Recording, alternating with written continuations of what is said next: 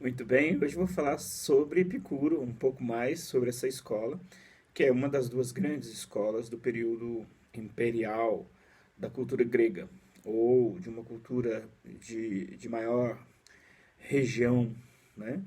Que abarcava a maior região cultural, né? E, portanto, acabou se envolvendo com outras culturas.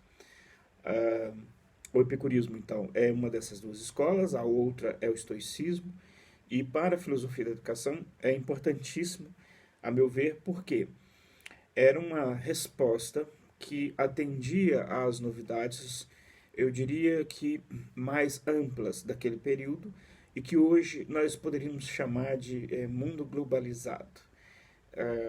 Esta interação com a diferença coloca para nós alguns desafios. No caso da educação contemporânea, são vários os desafios, e, sobretudo, na época de internet, nós temos mais contatos com as diferenças, o que nos obriga a termos que ter um posicionamento diferente do que na época que vivíamos há 45 anos atrás no Brasil, no meio rural. Nós, nossos pais, avós, nasciam e viviam num raio muito pequeno e, portanto, a ideia de diferença de um outro, muito diferente de nós, era raramente visto. Só quando o circo vinha para a cidade que nós víamos alguma coisa. Nos dias de hoje, não. Nós vemos memes e filmes de cantos tão diferenciados, e no caso de grandes centros urbanos, nós convivemos com as diferenças regionais aqui do Brasil, né, do país inteiro, nacional, e convivemos, por exemplo, como São Paulo, com a diferença de vinda de outros continentes e outros países muito distantes do nosso. Então, essa mesma comparação existia lá com Epicuro. O Alexandre Magno havia expandido a cultura grega e Epicuro, portanto, propõe algo neste contexto. Então é muito importante pensar sobre vários aspectos. Aqui eu vou pegar só uma parte do aspecto dele, das ideias mais ou menos gerais do Epicuro. Eu dizia aqui na aula passada que ele tinha lá uma ideia de lógica, uma ideia de ética e de física. E isso tinha a ver com eu quero encarar a filosofia com uma ideia de filosofia de vida, com a ideia de exercícios filosóficos. Não é só eu que faço isso, citaria, por exemplo, um autor, Pierre Hadot, que trata a filosofia sob essa perspectiva e indica que nesse período esta era a preocupação. Neste período, um pouco mais adiante. Esta era a preocupação da filosofia. Não se filosofava para produzir teoria científica e etc. Todos chegavam à filosofia, iam para a filosofia, exatamente como uma maneira de exercitar-se enquanto vivente. Esta perspectiva, portanto, que eu aprecio e que, na verdade, também outros professores, como eu acabei de citar, também apreciam. Vamos ao Epicuro. Para o Epicuro, a sensação é sempre verdadeira. Essa é uma ideia dele que nos interessa. Lendo um roteiro que eu fiz aqui, mais ou menos, para ele, o fundamento, né, o conhecimento se fundamenta sobre a sensação. Ele usa essa ideia de sensação como uma espécie de antecipação e sobre os sentimentos de dor e de prazer. Esta parte para nós é muito importante. Hoje em dia, eu começo a me dedicar muito a isto, nos últimos 3 anos, nós não temos um ambiente escolar, uma reflexão sobre as emoções. Nós temos muito mais uma acumulação de ideias, mas sem um devido cultivo. Nem é uma reflexão no sentido, talvez, muitas vezes negativo de reflexão.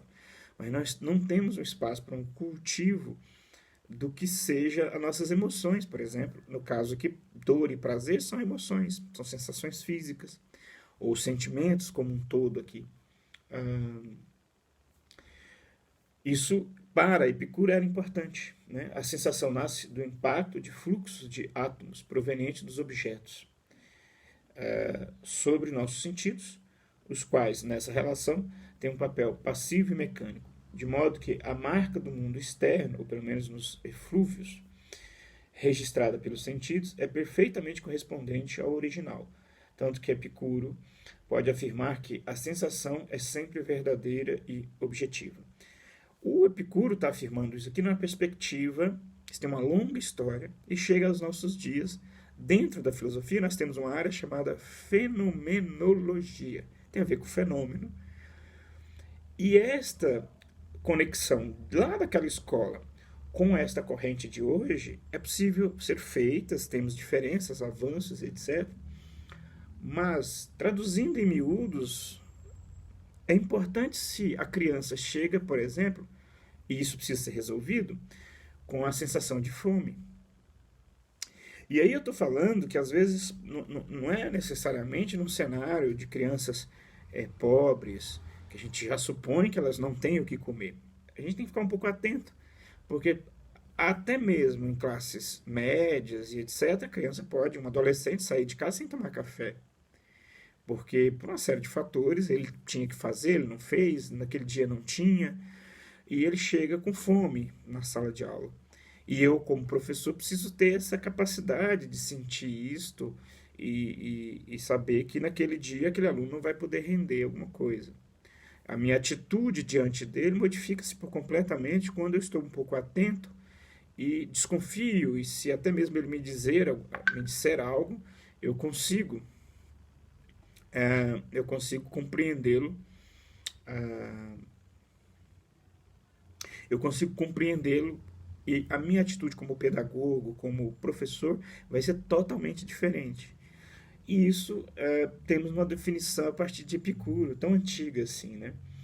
E ele aqui discorre sobre outras coisas, né? Sobre a ideia de que aquilo que me toca enquanto simulacro, aquilo que me toca enquanto sentidos, ele tem uma verdade que precisa ser considerada. Então, se alguém, por exemplo, vê fantasmas, aqui num sentido muito caricato, pedagógico, né? Eu preciso, enquanto pedagogo, considerar que, por algum motivo, ele simula que vê fantasmas. E isto, para mim, enquanto pedagogo, é importante. É um dado que eu preciso trabalhar a partir disto. Então, eu não trabalho com a ideia que é falso ou verdadeiro, mas eu trabalho. Isto, para ele, é. Como é que eu trabalho isto? É claro que no caso de alguém simular isso, nós temos aí outras formações dentro da filosofia, com a psicologia, que nos auxilia a pensar se são outras questões aí. Mas, inicialmente, a ideia de você considerar as sensações para um passo sobre o conhecimento é fundamental aqui em Epicuro. E aí ele fala um pouco dessas sensações, que ele chama de prolepsis, uma palavra grega que quer dizer antecipações. Nós fazemos antecipações das coisas. Tais sensações, por repetir-se inúmeras vezes e mantendo-se na alma, dão lugar a imagens apagadas que, por sua menor nitidez, podem se adaptar a múltiplos objetos no mesmo gênero. E, portanto, antecipar as características das coisas antes que essas se apresentem. Por isso são chamadas prolepsis, isto é, antecipação. Ou representá-las em sua ausência. São correspondências sensistas do conceito. Esses desdobramentos aqui, teríamos que atendê-lo, desenvolver em outros momentos, mas ele tem aqui conexão com tudo que é da nossa área, que é a ideia de cognição, que será objeto de um outro curso nosso, de como nós apreendemos as coisas, né, para a gente entender as várias correntes de cognição, como que eu faço a aquisição do conhecimento. O que vale aqui é que esse processo, segundo ele, era importante. Nós fazíamos esse processo de antecipação a partir de múltiplos contatos com as coisas. Dois pontos importantes na filosofia epicurista é o do sentimento de dor e de prazer. Então, os sentimentos de dor e de prazer nascem de ressonância interna das sensações, ou seja, do efeito que elas produzem sobre nós, e servem de fundamento para a ética, enquanto constituem os critérios para discriminar o bem e o mal. A sensação de dor e de prazer, ela terá outros desdobramentos ao longo da história, mas aqui para ele é importantíssimo. Nós vamos sempre evitar a dor e vamos sempre querer o prazer. E às vezes, por não saber o que é realmente o prazer, nós acabamos aí sim nos perdendo. Talvez a dor pareça nos ser mais fácil de compreender, sobretudo a dor física, mas depois nós podemos pensar ainda a dor psíquica, que está nesta esfera das representações, de como nós produzimos essas sensações. Isso é importante.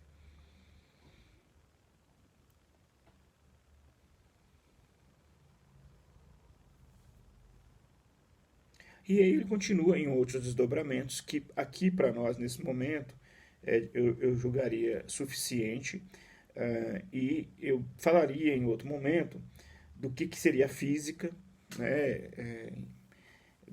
Eu creio que talvez aqui no curso ficaria extensivo demais para o objetivo desse curso, e para nós, eu acho que as questões mais importantes assim, a ser destacada nesse curso mais breve é justamente, e eu não entraria nem na física e nem na ética, que seriam os desdobramentos importantes dessa escola, eu ficaria aqui nessa importância que ele dá